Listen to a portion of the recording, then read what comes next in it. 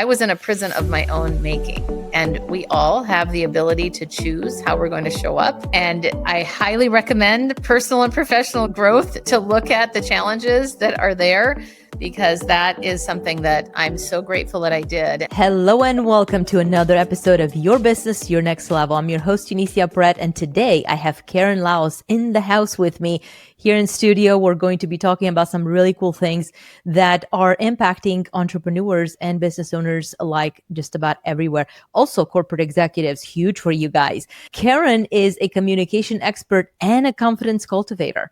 She's on a mission to silence self-doubt in 10 million women by giving them simple strategies to speak up and ask for what they want in the boardroom and beyond. Now, if you're a male and you're listening to this, and you're like, oh, this is not going to apply to me, please don't turn it off. Listen, because yes, I guarantee it will apply to you as well. Her clients, some of her keynote clients include NASA, TEDx, Google, and Netflix.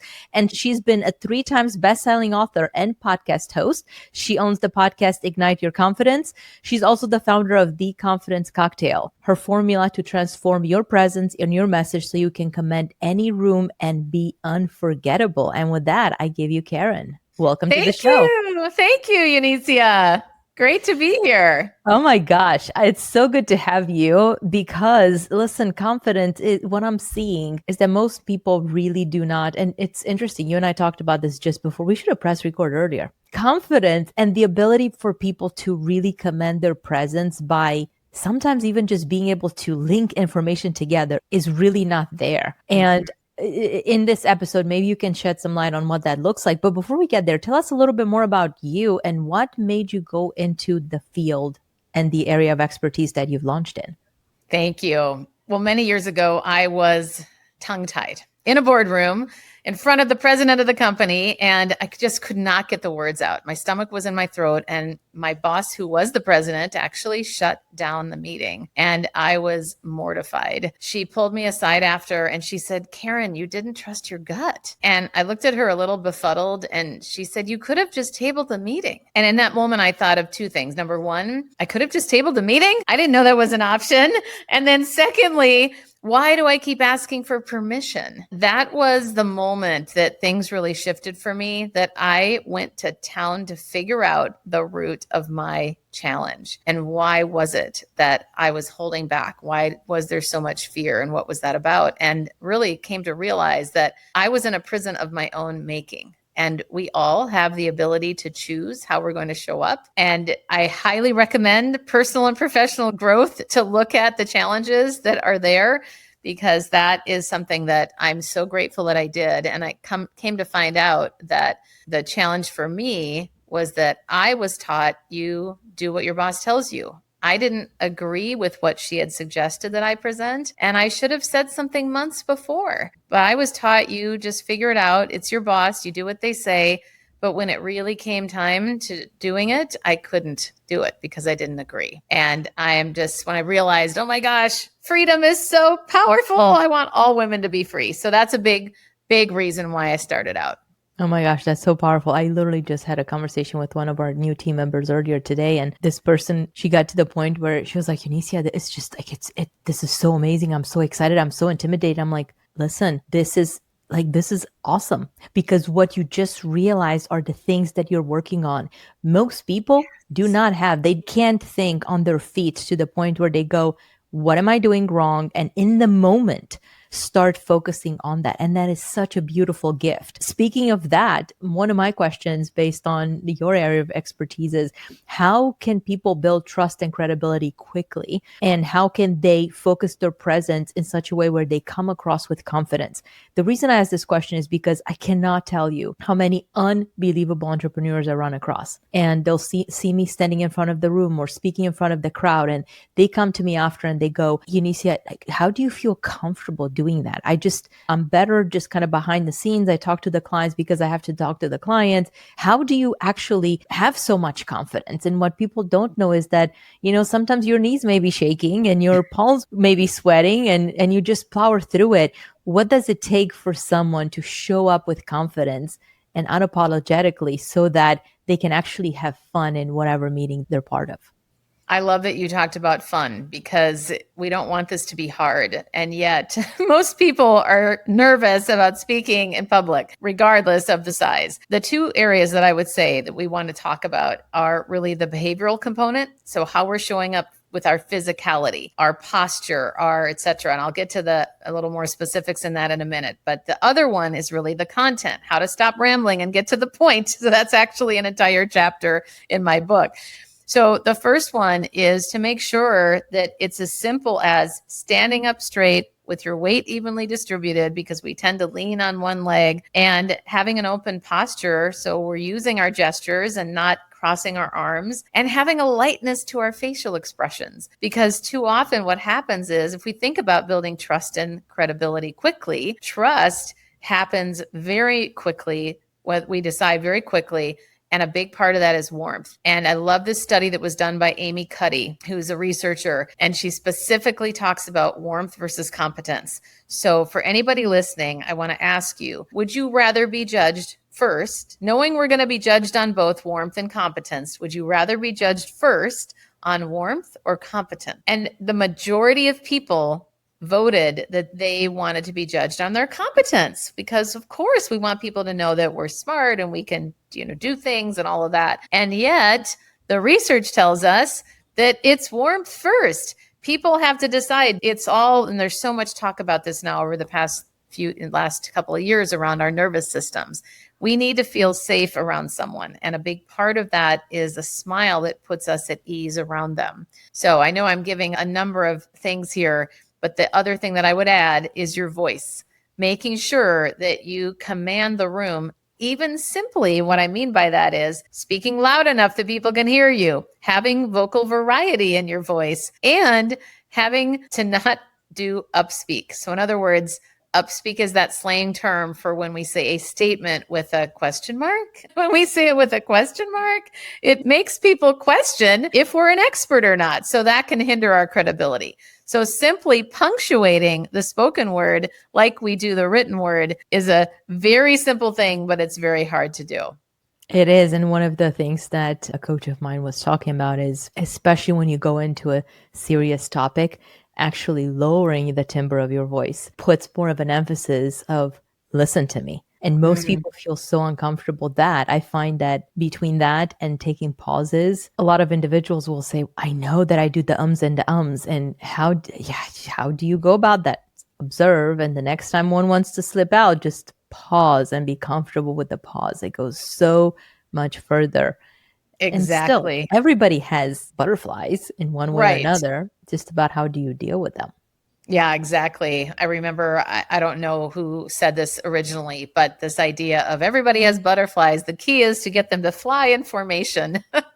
I always thought that was really cute. So yeah, and bringing up the pause, that's so powerful. And how often we insert those filler phrases or we speak so quickly. And there's a lot of root causes for some of these things, because I've found in the work that I do with people, a lot of times it's, oh, I don't want to be seen. I just want to get this over with. And then they talk so fast. And the unfortunate thing is then they're still seen, but they're not leveraging their power. And that is another reason why a big takeaway I would recommend for anybody is to make sure that you record yourself on video ultimately. But if you are super uncomfortable with that, start with audio. And if you can do it in a real life scenario, then you can listen back and notice how you're actually coming across. Determine where are the patterns. Sometimes people tend to say when they're nervous, and then other times when they're more passionate and they don't have to think as much about what they're saying,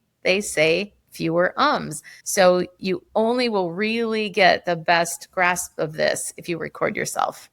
Absolutely, 100%. And yesterday, I was actually doing a podcast and we were specifically talking about what happens when individuals feel uncomfortable. It's interesting because you're taking it through the lens of the filler words and how somebody might show up and speak.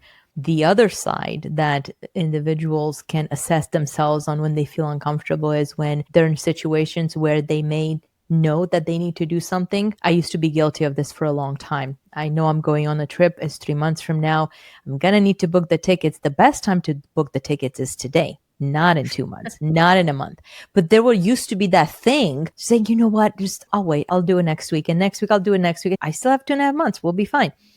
And what I realized is that the more people do that, the more there's something that's holding them back. There's a level of uncomfortableness there. We see that on the financial side all the time. People know that they need to do something. Examples of individuals that are sitting, for example, on millions of dollars. I just spoke with one earlier today. Millions of dollars sitting in a checking account, earning nothing, nothing. And his question was, what can we do to protect the money? That was the biggest fear. So because of the fear of how do you protect the money, they ended up doing nothing. They just got introduced to us. So good thing for them. They're in great company. However, when we're thinking about the level of uncomfortableness, where I'm going with this is, if you're listening to this podcast and you have those feelings of you're uncomfortable doing something, taking an action, whatever it might be, with medical, family, financial, of course, chances are that's probably going to show up in the way you speak as well. Absolutely. Oh my gosh. What are your thoughts on that, Karen? I was like, oh my God, these things are actually connected. I was just going to say it's all connected. And what I love that what you do in your business, what I've even experienced in the short time that we've known each other, is that you're so good at putting people at ease. And you have such a warmth about you. The way that you come across in your voice and in your facial expression, it is so obvious that people love to work with you, not only because of your expertise, but also because of how you come across. Thank you, Karen. It's important. One of the things that when I first started, when Excelstra was first born, it was actually a different company name at the time. My philosophy was there are certain things that need to get done. Let's just get to work and get them done. Until I had a chance to work on my own self. I do a lot of self-development, truly a lot. I have coaches and mentors and consultants that help us across the business as well as personally. And one of the things that I learned about me is that when I am truly at peace, it enables me to show up for our clients with even more depth, even more ease. I was just talking to a client a few days ago. They're going through some personal struggles, and I was sending an email back, and I started, like we all do, I started typing out the email, and I was thinking, oh my gosh, there are different options, different things that I need to they wanted it in a way that's digestible, written form. And I thought, okay, I can do this, and it'll take me a while to make sure that it's simple and easy. And I just sat with my feelings, and this thought came over to say, you know what, let's record a Loom. And I did that, talking about listening to your instincts. I did just that.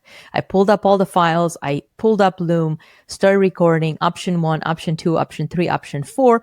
Option 2 is the best in this situation. Option 3 is best in this situation. I sent it to him. It was shorter. It was easier to digest because everything was visual. And the very next day, he sent me an email back. He said, I don't know anybody that could have made it simpler for me. And I so appreciate you going the extra mile to just do this for me. It actually was easier. But because I listened to my gut instinct, it was easier for me to relay the information. And it certainly was easier for the person to grasp it. Unfortunately, what we see is that as an industry, and just it's even cross industry, oftentimes people don't take that pause to say, how can we make it easier for the other person? The focus is always on them. And you'll notice it kind of started with, how can I make this easier for me? But it was grounded in I need to make it easier for the client. And that's part of the reason why maybe I come across the way that I do, because I just truly enjoy what I do and seeing the impact that we deliver every day. Well, you care so deeply, and you can tell. And that is such a great reminder of when we're speaking to know our audience. And exactly what you said, we're so fixated on ourselves. So that's another tip that I would offer, that for anybody who's nervous or just anxious about speaking in any environment, try to flip the switch and go, what does my audience need? Because most people are thinking about themselves. They're not thinking about you when you're speaking or me when I'm speaking. They're thinking about, how can this person help me? Or is this person worth listening to? And to your point earlier, I think this was before we started recording, is the attention spans that are so limited, and how things just get more and more challenging with all of the different stimulation that's going on. So remembering, what does my audience need? How can I contribute to that? and really being present with your audience rather than being stuck in your head and thinking, oh, what do I say next? It's really just, hey, give me a moment. And this is also where the pauses can help, because the beauty of the pause is not only does it fulfills so many beautiful things related to credibility. It gives us a chance to think. It gives us a chance to show that we're in control, because when people pause, we come across as more calm. And when we're more calm, to your point about how you work with your clients and prospective clients, you have this calm about you. And people feel with that calm is confidence. And with confidence comes trust. So it's all connected. Very true. And on that point, Karen, one of the things that I tell individuals, because oftentimes people will say, well, why should we come work? I'm like, you shouldn't go anywhere. As a matter of fact, I don't recall inviting you. It's a process to work with us, but I appreciate the question. On that note, though, oftentimes individuals will be in situations where they actually work with someone. You would mention about taking the pause and even saying, let's table this. They'll find themselves in situations, whether it be, listen, it could be medical. I've seen this so many times, literally individuals talking to somebody on the medical side. They're not comfortable with the response they're getting. They ask a question that they're getting a roundabout kind of response. It happens on the financial side, and we see that every single day. Part of it is because the person on the other side of the table is more focused on making sure that they're not showing up from a place of they don't know. That sometimes, I was on a call earlier today with the dentist office. It was very clear that the lady was choosing her words wisely, trying to figure out how to not make up information, but also not to say, I don't know. And there's nothing more powerful. I tell clients this all the time. It doesn't matter what situation you're in. If it doesn't feel like you're getting the right answer, ask for it. Just literally cut through the chase and ask for the answer. Don't just be okay with being given roundabout information, because that's costing you time, energy, and money. And it's, I feel, both on the speaker to understand that, if they're willing to master it. And it's also, I feel like, on the consumer to assess how they're feeling in their body when somebody's speaking to them and they don't quite get that level of, yes, I can have confidence because they're warm, they're etc. But they're also okay to say, you know what, that's a great question. Let's table this. I'll get back to you. I need to validate something. I'll get back to you on that. There's a lot of power in that as well. Oh my gosh. Yes and amen. I just want to underscore that. The power of taking control, really, and asking for what you need. So it's as simple. It's this, when I say asking in that case of what you need, like in the example that you just gave, it's owning what you need to say. So for example, being able to be okay with you don't know, and hey, I'll find out and get back to you. People understand that. I do think that a lot of times we feel this pressure that I have to respond now. I have to know everything. And there was actually a book that I used to teach out of when I worked at Gap Inc. I was a corporate trainer there. And the book is called The Knowing Doing Gap, out of Stanford. Are you familiar? No, it's interesting. You worked at Gap Inc. I know. And the Gap. it is true. It is not, that's pun intended, I guess, but had nothing to do with Gap Inc. But the two researchers that wrote it, their names are Pfeffer and Sutton. So I want to make sure to give them credit, because the thing that rose to the surface out of that book and all of their research is that above all else, human beings are committed to these three things: being right, looking good, and being in control. And that actually has helped me so much in my life, because it helps me be more compassionate with people when I notice, for example, sometimes when they're trying to drive a point home, and then I have to remind myself, you know what? They're just trying to be right in this moment. And it's these human drivers that motivate our behavior. And so if we can have more awareness around this and awareness of ourselves, like you said earlier, really, it's about that self-awareness. And that can help us have more fruitful conversations. OMG, you just brought to bear, like, literally, it was like a boomerang. An example with a gentleman that I spoke with a few years ago. He came to us and he wanted to be so right about his financial team, Karen, that he was leaving millions of dollars on the table. Like, I'm not making this up. It was millions of dollars on the table. And he even came to us with the question of, should I make this investment? And I'm like, the fact that you're asking this question after you've had a conversation with your team is problematic in itself. And he wanted to be so right about the fact that he had been working with this team for so long and they were amazing and nothing could possibly be better than that. I'm like, well, what if you just had some additional support? And that leads me to also, you said being right, looking good, and being in control. In NLP, neuro linguistic programming, depending on who you train with, there's a saying in life, you can have one or two things. You can be right, or you can be happy, healthy, and wealthy. And I'm going to repeat that for our listeners. In life, you have two choices. You can be right, and you can be happy, healthy, wealthy. If people were able to take that framework and just every decision that they need or want to make, or everything that they really care for, they were able to ask that question, am I trying to be right, or do I want to be happy, healthy, or wealthy? They would have the right answer sitting right in front of them. Unfortunately, people don't, and they focus on being right, looking good, and being in control. I would say they're all a variation of each other. Yes, exactly. What I love in the example that you gave is it's not just like the one or the other, it's one and then three others. That's a really cool, even just there from a numerical or data perspective. It's like, I don't want to just be one thing over here. I want to be all those three things. Exactly. And what I find is that when people are able to take a step back and assess where are they coming from, generally it stems really from a lot of fear. And the fear of the new, the fear of being misjudged, the fear of whatever. It's a fear. And if they're able to take a step back, regardless of how unbelievably successful those individuals are, because listen, even in the case of that gentleman, he was running a $30 to $40 million company.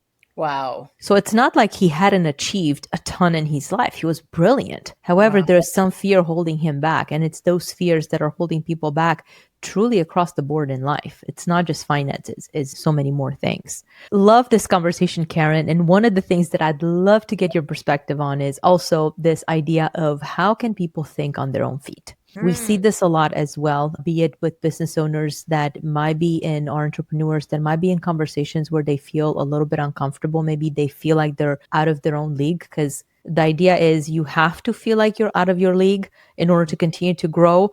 And at the same time, being in that environment brings the, oh my gosh, how are they going to be able to do it? And the fear and the ability to think on their feet or not. What guidance can you provide individuals that are in that situation, whether it be because it's for them, or possibly they have individuals on their team that they love having around, but those individuals have a hard time thinking on their feet. And as entrepreneurs and business owners, it's not just about us, it's about empowering our team as well. Talk to us about thinking on your own feet.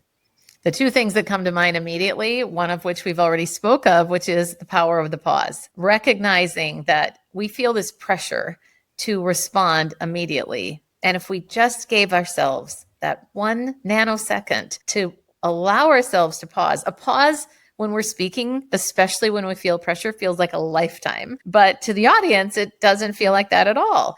So I want to remind everybody the power of the pause. It's something to leverage. And then the second one is to embody the content that you have. In other words, prep as much as you can to understand the situation, know your stuff, and remember, whatever the situation is, even if you feel like you're not the expert, you're the expert of controlling what you know in that moment. And people just want somebody authentic. Like you said earlier, it's really about just saying, if you don't know, say you don't know, but give yourself a moment to pause. And the third thing that I would say, again, what we've talked about already, is to record yourself. And primarily, when I say record yourself, I mean sit with somebody, a coach like me, or a coach or a friend even. Doesn't even have to be a coach, but give yourself, you want to simulate that think on your feet environment.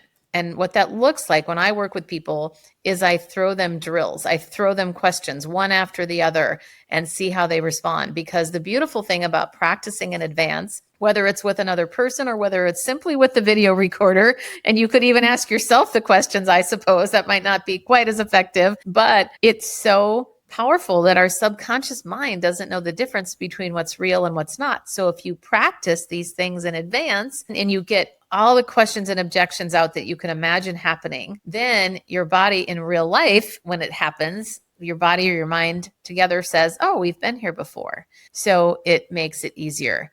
I think the biggest thing is to trust yourself, because a lot of times we just end up getting anxious when we could just pause, take that moment to breathe, and to trust that we'll know the answer, or if we don't, we'll say we don't know and we'll get back.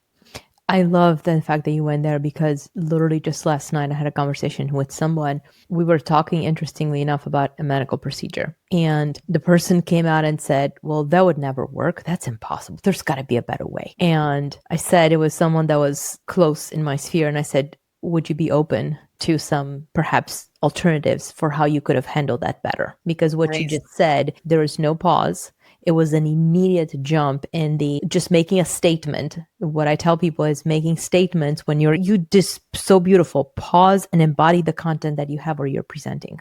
And if you don't, what do you do if you don't, right? You're being put in a situation where somebody says something. My perspective is the worst thing that anybody can do is to come back with a statement that they're not certain of. They don't certainly command that topic. And that statement, if they're talking to someone that knows even just a little bit more about that particular topic than they do, it's automatically they're going to lose credibility. And so the person was like, yes, absolutely.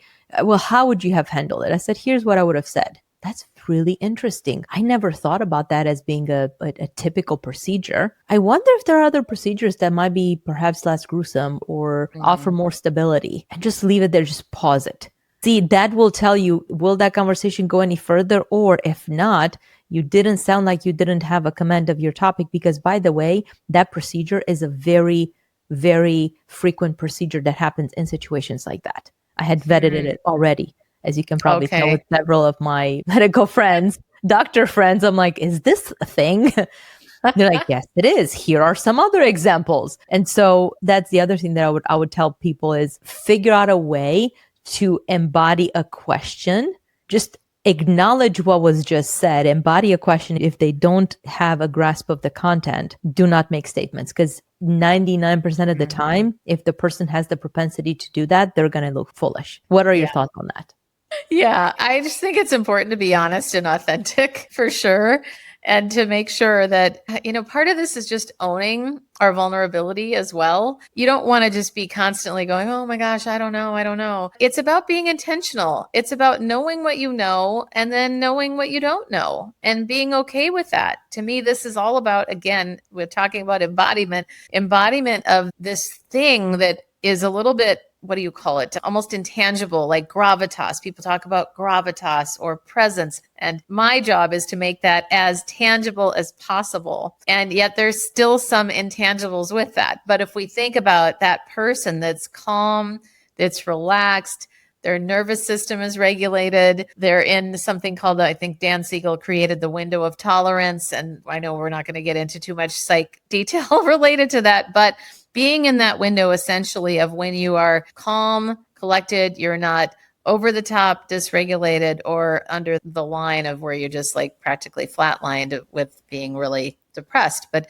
it's a matter of finding that calm and peace. And so much of that comes from this inner work that a lot of times we don't even talk about that. That's also one of the reasons I left my corporate job, because I knew, based on my experience of 20 some years, I knew when I left that I could make anybody come across as a great speaker because I know the mechanics of it. But I wanted to help people from the inside out. How can we have more of that external and internal aligned? And that's where I feel like we've really arrived when we get to that place of, I know we're always a work in progress, but that feeling of I'm not just faking it out here. Absolutely. Yeah. That is so powerful. Well, Karen, one of the things that you said just brought to awareness one of my favorite questions. And by the way, time is literally flying by and I'm loving every minute of it. And one of the questions that I love to ask on all of our shows is, what is the biggest failure or regret that you've experienced, which on the other side, I'm sure and I know that it taught you something. There is a big takeaway from that. What was that big regret or failure, and what did it teach you on the other side? I was very, very close with a teacher in high school, with his family. I used to babysit his kids. I went off to sales and marketing competitions with him, leading this business group in high school. And after high school, throughout college, throughout my life, kept in great touch. And then all of a sudden I thought something happened when he and his wife invited me to come to one of their homes, and we had a great time. And I brought them a gift. I really felt like, okay, this was great. And then I didn't hear from them again. And I was really puzzled because I thought, of course, right away, what did I do wrong? I made an assumption. So here's the failure that I deeply regret. I made an assumption that something was wrong. So I stopped reaching out. And then years later, I found out it was by the grace of God. I actually was in Minneapolis visiting, and my family that lives there. And a friend of mine said, "Did you hear that Mr. Cher died?" And his funeral was that day. So, first of all, I had so much regret because I thought, just because of that assumption. So I went to the funeral. I was a little embarrassed to go, but I felt like I'm going to go because I want to pay my respects and I'm in town. Like, what are the odds of that? And come to find out, there was nothing wrong. They just got busy. And I'm now in touch with his wife and we talk now regularly. But I remember thinking all of that regret because I made an assumption and years went by and we could have had so much more time together before he passed away. And he didn't, it wasn't old. Anyway, I don't want to get into, I know it's a lot of detail, but all that to say, that is my biggest regret. So the lesson is avoid those assumptions and challenge them. Reach out and ask if you think there's something that is awry, find out. Hey, did I offend you in some way? Ask, because the only way you're going to know is if you ask. And the irony is I teach people to ask for what they want, but it's one of those things. And this was a long time ago now, but boy, that was a tough thing. That's one of my few regrets in life that I can very quickly go like immediately. That's it. Well, and I'm so sorry to hear that. And at the same time, you were talking about the unconscious mind earlier. Kind of sounds like it was watching out for you in you teaching people to ask for what they want. And because you maybe later than you would have hoped you were able to ask that question, it gave you the opportunity to figure out, mend those bridges. It would have been even harder if perhaps both of them had passed away and you would have found out that really, well, at that point in time, you wouldn't even have known. Right. I was faced with the situation late last night. I needed to send an email out, and it was either agree to search to something the way that it was, but there's this question inside of me of, do I not, do I ask, do I not?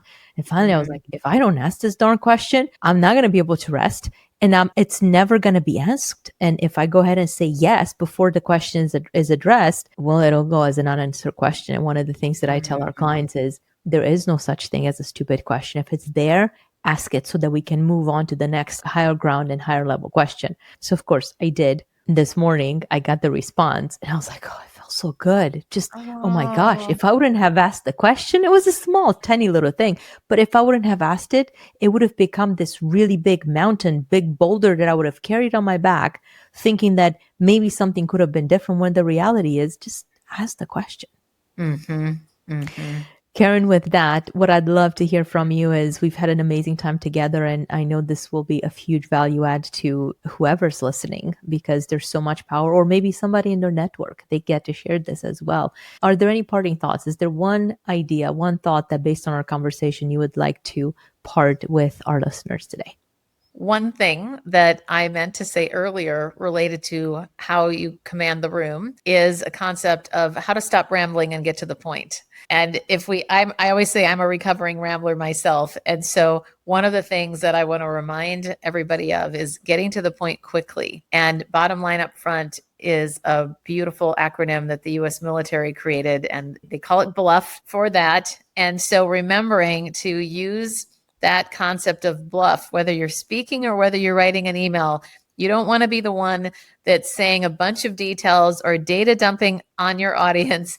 You want to be the one where people go, oh, he's clear, she's clear. And I know exactly what that person is wanting from this conversation or is trying to impart. So that's what I would suggest. Make sure that you're clear by having your point up front. I love that. In consulting, they used to say when presenting presentations and doing presentations, tell them upfront what you're going to tell them, and then tell them again what you told them that you're going to tell them. And only afterwards do you actually go into, here are the 3 things that we're going to cover today. I love that. Love it. So love bluff. it.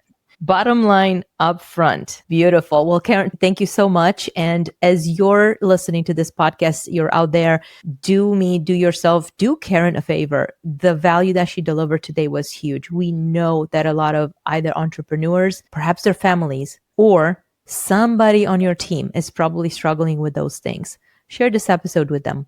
Give them the gift of them starting to think about things a little bit differently, because that 1%, 1 degree shift can lead a person in a totally different direction than if they did absolutely nothing about it. And until next time, stay tuned for your next episode of Your Business, Your Next Level. Thank you for joining us on Your Business, Your Next Level podcast, where it is all about helping you make more, keep more, and elevating your business to the next level. To learn more, make sure you head over to www.podcast.excelstra.com and don't forget to subscribe, rate, and review the show. Again, that's podcast.excelstra.com. Until next time, thanks for listening.